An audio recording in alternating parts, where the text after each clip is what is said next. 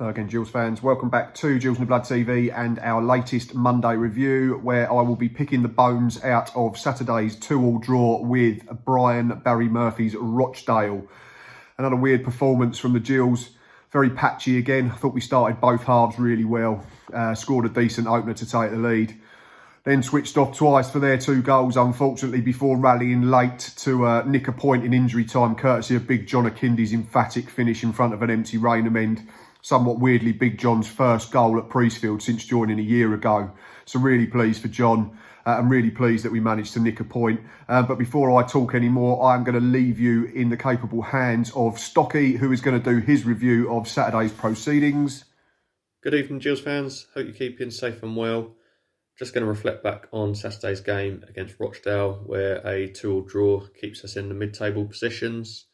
I think on reflection, over the 90 minutes, a draw was probably a fair result, although the manner in which we picked up the point is good in that we didn't lose. It's still frustrating that we lost to a team that, drew to a team that a month ago we beat 4-1 at their ground. They've conceded quite a lot of goals since, albeit they have scored a lot in them games as well.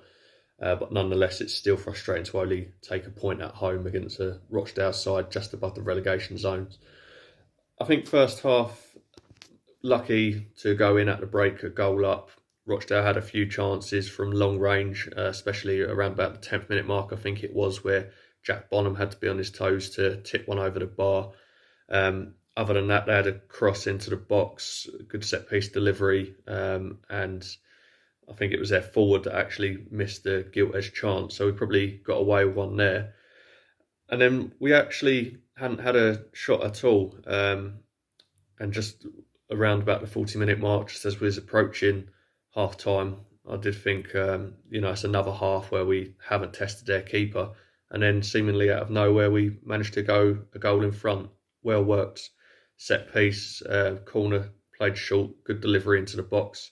And Verdane Oliver was in the right place at the right time to bundle it in, and we went a goal up. To be fair, second half, I thought we come out the blocks really well. We looked to be in control. Conor Ogilvie, unlucky. Again, a fantastic set-piece delivery. Conor Ogilvie with the header, and unfortunately, it's at the keeper. I think either side of the keeper, 2-0, possibly game over. Rochdale hadn't really created anything of note in that second half, and then before you know it, they're 2-1 up, and the game looks to be dead and buried for us. The first goal they scored, I haven't watched back. Watching it live yesterday, I thought it was a well-worked goal. I've not looked at it back to see if we could have done more defensively. I think you could argue that any goal somewhere along the line, you could do something perhaps a bit better, but it was a good, well-worked team goal by Rochdale and a good finish. However, the second goal that they scored, I would attribute to poor defending on our part. Ryan Jackson, when the lads got the ball in the left wing position, to be fair to Ryan Jackson, he has got 2 men. Jordan Graham hasn't tracked his runner. Graham had quite I wouldn't say a poor game, he had a quiet game by his standards yesterday. I didn't really see the best of him. So Jackson was left with 2. I think he's got to push the winger down the wing and get a bit tighter. You could argue that it is hard for him, considering if he goes tight on one, then that winger plays the ball into his overlapping runner. Ball gets played into the box, and again, I think we could probably close it down. I think it's Jack Tucker that's rushing out. I think we've given a bit too much time and space for them to finish into the bottom corner. And then after that, it looked like one of them days where generous Gills was going to turn up and let the away team come and take 3 points from us. But I didn't expect us to grab the last minute equaliser, but a brilliant finish by John Akinde, and didn't actually realise that it was his first Gills goal at home. So fair play to Big John. He's probably been out of the team a bit more recently since, Verdane Oliver's been back in there, and there's been a change of shape with Ollie Lee playing behind, so Big John's had to be sacrificed to the bench, but it's a good finish, and pleased for him that he managed to get us that last-minute equaliser. Evans has come out after the game and said it wasn't a good performance, and again, I agree. We should be no disrespect to Rochdale, but we should be beating teams like Rochdale at home, especially coming off the back of a good away win against Accrington. You could argue that 4 points over them 2 games is a good return. However, it's probably the wrong way round. I think if we drew against Accrington and beat Rochdale, Gills fans would probably be a lot happier. Instead, there's a little bit of a sinking feeling after nearly being defeated by Rochdale. Individual performances, again, there wasn't really too many players that stood out for me. Ollie Lee is someone that stands out. I think he adds that creative spark that we're missing in this squad. Similar player to Dempsey, in that it's someone that's going to get on the ball, try and make things happen. So for me, he was the standout yesterday, but no one really excelled themselves or really shone. It was kind of an average League One game. I think the expectations for us need to change. I can't really see us challenging near that playoff positions now. I kind of think we're going to finish round about the same position we are now. And the famous phrase with a lot of Gills fans is that we're consistently inconsistent, and that shows. We go on a good run of games where we win a few, and we go on a run where we lose a few. Yesterday was only our 3rd draw, so I think based on that, we're going to finish around about the mid-table mark. We still probably need some more reinforcements, especially defensively. I wouldn't say the defence had a bad game yesterday. However, as I've alluded to with the second goal, could do a lot better. And I still think we need some more experience in there. So just as a general summary, a bit frustrating that we only picked up a point. Looking on the positive sides of it, there's 2 unbeaten going to Tuesday's game now, and hope to carry on that unbeaten run and hopefully grab the 3 points. Some really good points from Stocky there, and I think frustrating is a key word in terms of looking back at the performance. Frustrating in the sense that this is a Rochdale side that we battered 4-1 a month ago, and arguably we had a stronger 11 out on the pitch on Saturday, but for one reason or another, perhaps we dropped off, Rochdale were better, who knows, but I was confident at the start of play that if we did everything correctly, we'd beat them, and as I've already alluded to and Stocky's mentioned, it was a frustrating performance because, again, we didn't put everything together for 90 minutes. When we did, we looked pretty good, but when we didn't, we conceded 2, and another high-scoring game for Rochdale, isn't it? So to add to the 500,000 goals it seems like they've had in their games over the last couple of months. Only 2-2 today, but I think they've had a 5-0 and a 4-0 and a 4-4 and a 3-3 in recent weeks, so should have seen it coming, in fairness. But Stocky mentions us not testing their keeper first half and Rochdale having the better of the chances. I think I see what he's saying, but I disagree slightly. I think we've had the 2 clearer chances. They've had the header. I think it was Alex Newby heads over. He should score. I get that. But the 2 saves that Jack Bonham makes, you'd expect him to save when the bloke's shooting from 30, 35 yards out.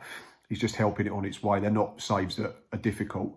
But I think invariably their keeper's made the better save. The one from Ollie Lee that goes out for a corner, which then leads to us scoring. And it's a really well-worked goal like Stocky mentioned. I think we go short from Tommy O'Connor to Jordan Graham.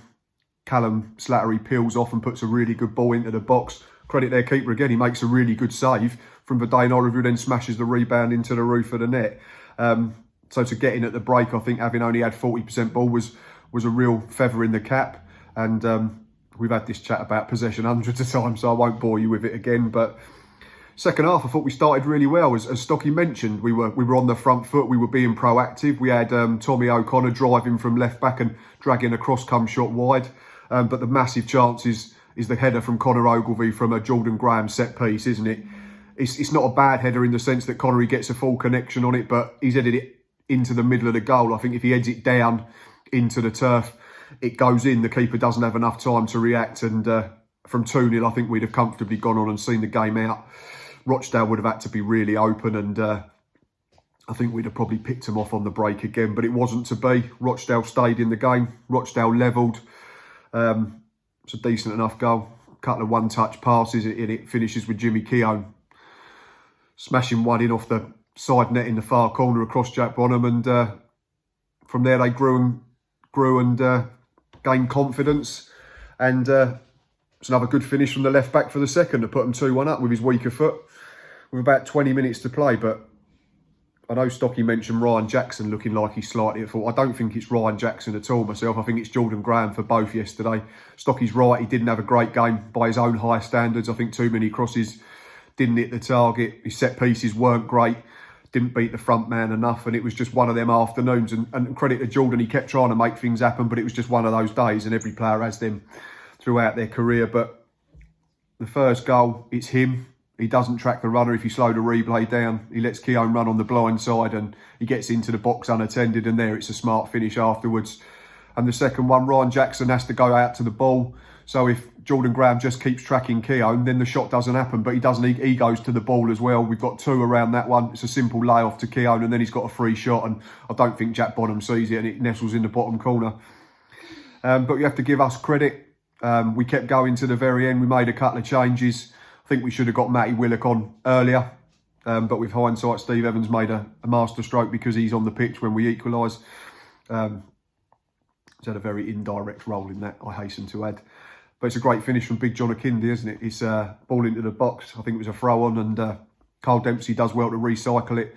John Akindi manages to keep himself on side and slams one in, goes through the keeper effectively. Such was the velocity of the shot. And yeah, made up for John, like I say. In terms of man of the match, I think he's a contender. I thought he really made a difference when he came on. He won his flick-ons. I still don't think we got people around him early enough after he was entered the fray, but he was doing his part. And for Dane Oliver, another one who was in contention for me, I thought he led the line pretty well on his own, and he scored our opener. But if you're looking at players without the goals added onto their match rating, which I tend to do, I'd probably go Connor Ogilvie. I thought he was probably our best player and did everything you can really ask of him at centre-half. Won most of his challenges, won most of his headers. Got cleaned out a couple of times, but we get used to that with Connor, and he just bounces back up again. So yeah, frustrating, patchy, but it's another point on the board, isn't it? And I think, like Stocky said, if we'd gone to Accrington and drawn and then gone at home to Rochdale and won comfortably, no one would have batted an eyelid. So it's 4 points from 6. We can't moan about that too much. Doesn't matter which way round you do it, it's still 4 points from 6. And if we go and win our next game, I'm sure people will forget about Saturday's frustrating 2-2 draw. And as I mentioned, we do have a game. Tuesday night, we host this team.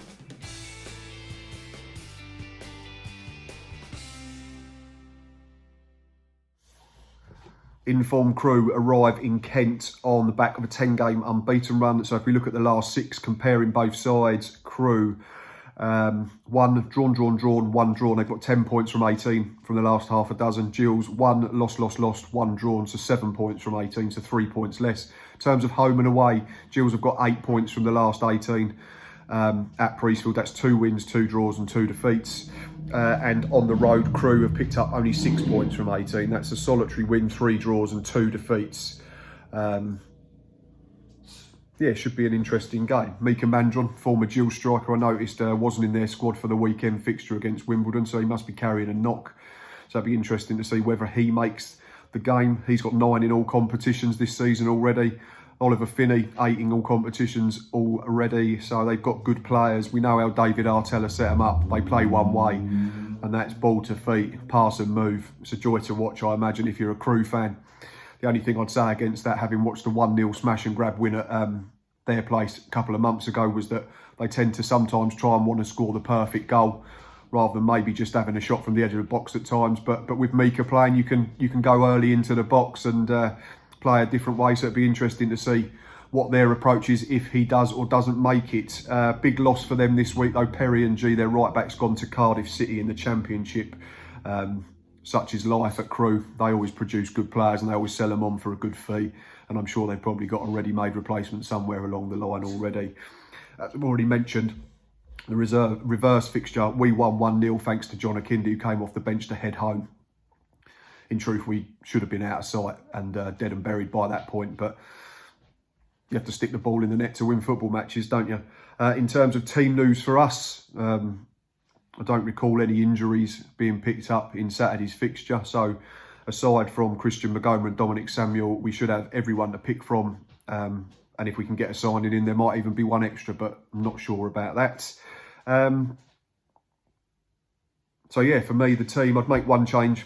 I'd like to see us be a bit more offensive, a little bit more braver and a little bit bolder at home. So I would bring in Tyreek Johnson. I've not seen a lot of him in the 2 games that he has come on, in terms of him setting the world alight, but I'm sure there's a good player in there. So I would bring him in for Alex McDonald. So my team would be Jack Bonham, Ryan Jackson, Jack Tucker, Connor Ogilvie, Tommy O'Connor, Carl Dempsey, Callum Slattery, Oliver Lee, Jordan Graham, Tyreek Johnson and for Dane Oliver. My bench would be Joe Walsh, Robbie McKenzie, Stuart O'Keefe, Matty Willock, Alex McDonald, Jacob Mellis, fitness permitting, John Akindi, and if not, Harvey Lintott. Will probably have to stay on the bench if Jacob Mellis doesn't make it. In terms of a score prediction, we've picked up in the last 2 4 points from 6 after struggling for 3 games and losing them all. Crewe unbeaten, but drawing too many. So for that reason, I'm going to say Gillingham 1, Crewe Alexander 1, and I'm going to back Jordan Graham to get back on the goal trail with our strike. Right, as always, thanks for watching. Thanks for listening. We are on the trail to 1,500 subscribers, so please keep shouting out, liking, sharing, telling people about us, whether you're a Gills fan, EFL fan, League 1, League 2 fan. It'd be great to have you on board. You know where we are on all our social media platforms, and we'll be back Tuesday night for a 6 PM kickoff against Crewe Alexander. Until next time, up the Gills.